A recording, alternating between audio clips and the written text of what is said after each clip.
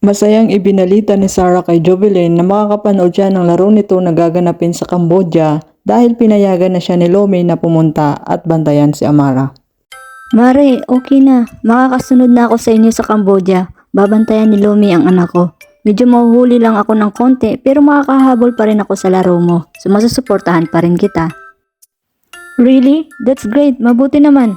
Papakilala kita sa iba ko pang friends dito para marami ka na rin kaibigan.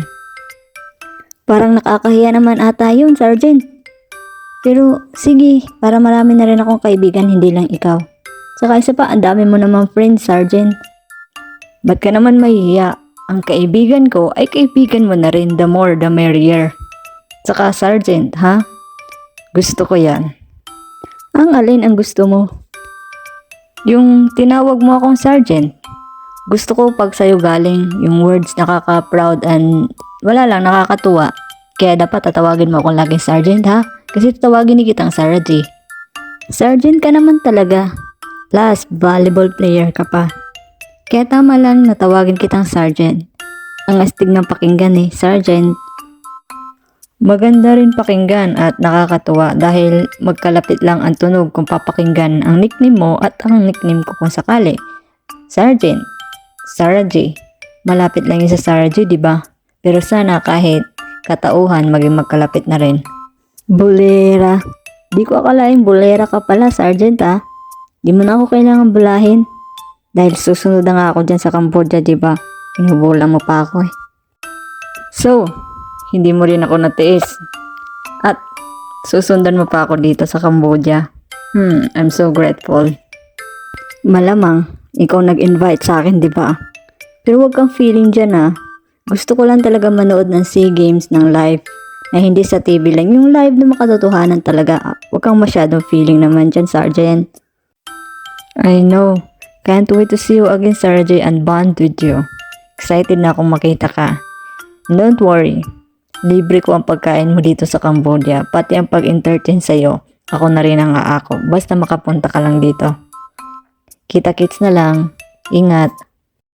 Nalaman ni Lee na pupunta si Sarah sa Cambodia para manood ng SEA Games at para suportahan ang bago nitong kaibigan na lagi niyang naririnig na isang volleyball player.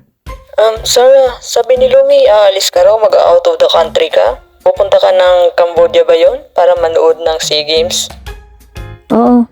Inimbita ako ng friend ko na manood ng SEA Games. At para na rin makapag-cheer sa kanya. Marami naman kami pupunta doon, hindi lang ako. Para na rin makapag-muni-muni ako. Nabobore na kasi ako dito sa bahay. Friend? Mukhang special ang friend mo na yan Pwede mo naman panoorin sa TV ang SEA Games. Kailangan pa talaga pumunta ka doon? As in, para supportahan siya physically? Special siguro siya sa'yo, no? Alam mo, Baba, ikaw, issue ka. Hindi mo pwede pumunta doon bilang kaibigan, pagpapakita ng moral support dahil isa siya sa lalaban para sa ating bansa.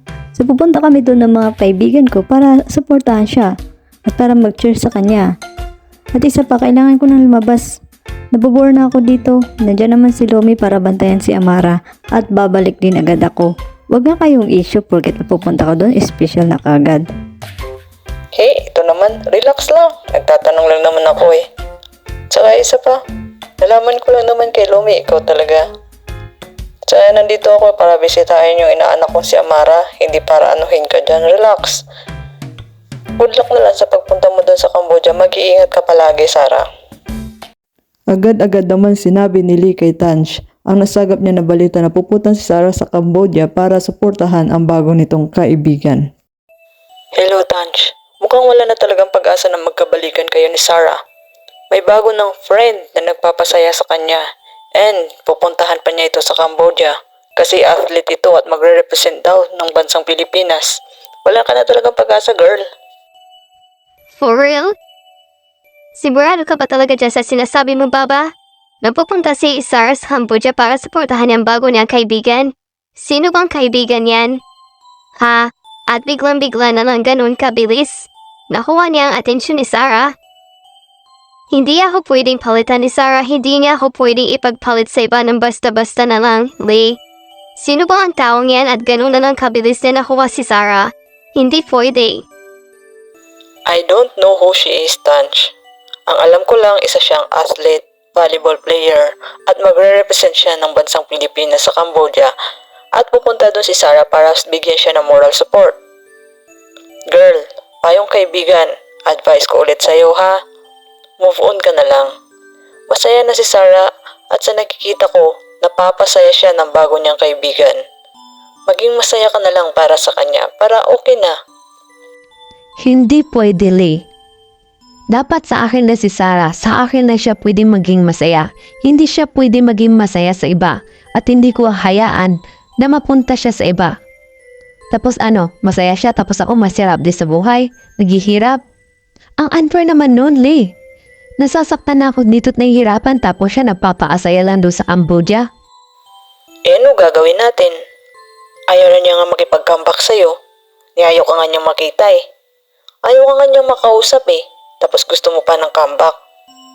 Kahit talking stage nga, ayaw na din sa'yo eh. Ano ba, Tanch? Ang gulo mo naman. I have a plan. At sa gagawin kong ito, sigurado akong matatrigger si Sarah na kausapin ako dahil hindi niya matitiis na hindi ako kausapin at sigurado ako magiging effective tuloy. Plan? Anong plano na naman yan, gaga ka? Baka sa plano mo na naman yan, sumabit ka na naman ha.